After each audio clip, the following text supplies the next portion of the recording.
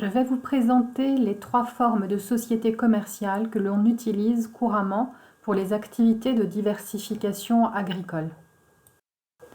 Alors voilà un petit tableau des sociétés que l'on rencontre couramment au sein des structures agricoles. Il faudrait y ajouter également les sociétés de forme coopérative ou les associations. On va parler plus précisément de 3 formes de sociétés commerciales, la SARL, la SAS et la SNC. La SARL, c'est une société à responsabilité limitée, la SAS, la société par action simplifiée, et la SNC, la société en nom collectif. La SARL peut avoir un seul associé et donc s'appeler une SARL unipersonnelle. SARL unipersonnelle que l'on va également appeler l'EURL, entreprise unipersonnelle à responsabilité limitée. De même pour la SAS, Société par action simplifiée unipersonnelle, SASU. L'objet social des sociétés commerciales doit être défini de manière assez précise. Il peut être sur une activité uniquement commerciale ou une activité commerciale et civile. On a une grande liberté contractuelle sur cette rédaction d'objet social et c'est ce qui va déterminer l'affiliation de la structure par rapport à son activité, commerce artisan, activité libérale, activité civile agricole, activité civile de gestion de patrimoine. Et c'est ce qui va déterminer le code APE et donc l'affiliation au régime social du dirigeant et également des salariés. D'où l'importance de bien rédiger l'objet social d'une structure. Alors le nombre d'associés au minimum en comparaison entre une SARL, une SAS et une SNC, vous avez eu des indices tout à l'heure, c'est un associé sur une SARL, on l'appellera alors SARL-U ou EURL, un associé pour la SAS qu'on appellera alors SASU ou SASU, et la SNC c'est au minimum 2 associés. Alors les associés de ces structures peuvent être des personnes physiques, monsieur, madame, ou des personnes morales, donc d'autres sociétés associées de ces structures. Alors, quel capital social, quel montant de capital social minimum sur ces 3 entités? Eh bien, il n'y en a pas. Il faut avoir un capital social, mais le montant de ce capital est libre sur les 3 entités. On a même parlé de créer des SARL à 1 €, mais on va voir tout à l'heure que ce n'est pas forcément une bonne idée. Alors, sur une SARL, on va parler de part sociale comme sur une SNC. Par contre, sur une SAS, nous sommes sur des actions. Alors, la responsabilité limitée sur ces 3 structures à comparer, et la règle qui va avec la responsabilité limitée, c'est le fait de protéger les créanciers par rapport au montant du capital social. Donc la SARL, comme son nom l'indique, a une responsabilité limitée. Donc ses associés ne seront tenus des dettes de la structure qu'à hauteur du montant du capital social, donc de leurs apports au sein du capital social. C'est la même chose pour la SAS, la responsabilité est limitée. Par contre, au sein d'une SNC, la responsabilité n'est pas limitée et elle est solidaire entre les associés. En contrepartie de cette responsabilité limitée, on doit pouvoir permettre aux créanciers d'avoir plus de contrôle sur la réalité du capital social et la bonne santé financière de cette structure.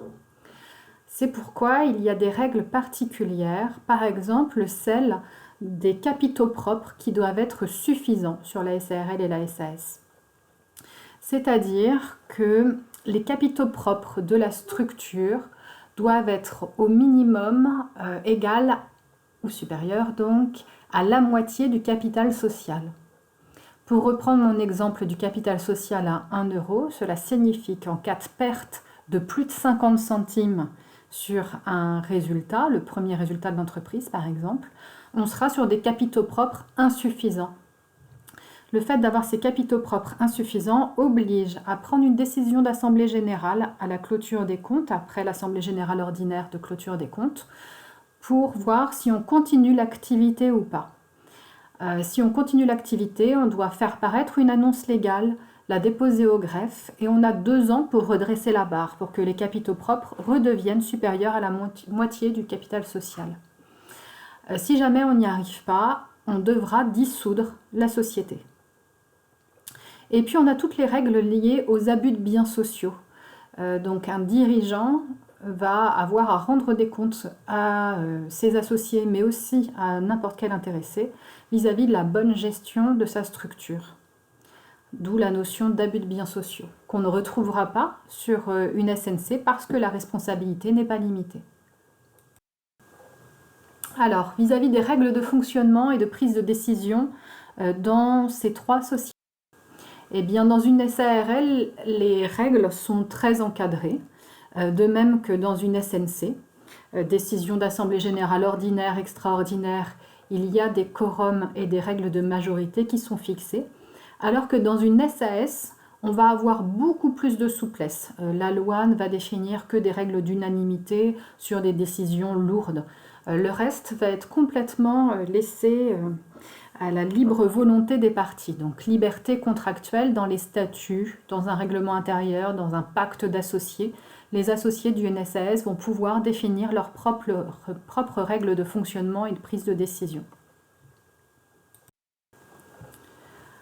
Alors, sur les aspects fiscaux, la comparaison entre ces 3 structures, donc le régime d'imposition de ces 3 structures. Alors, une SARL va être soumise de plein droit à l'impôt sur les sociétés, de même qu'une SAS, c'est-à-dire que ces 2 structures vont d'abord payer leur impôt sur le résultat et ensuite les associés verront en assemblée générale s'ils décident ou non de distribuer des dividendes. Et à ce moment-là, la part de dividendes restant ira sur leur feuille d'impôt sur le revenu comme revenu de capitaux mobiliers.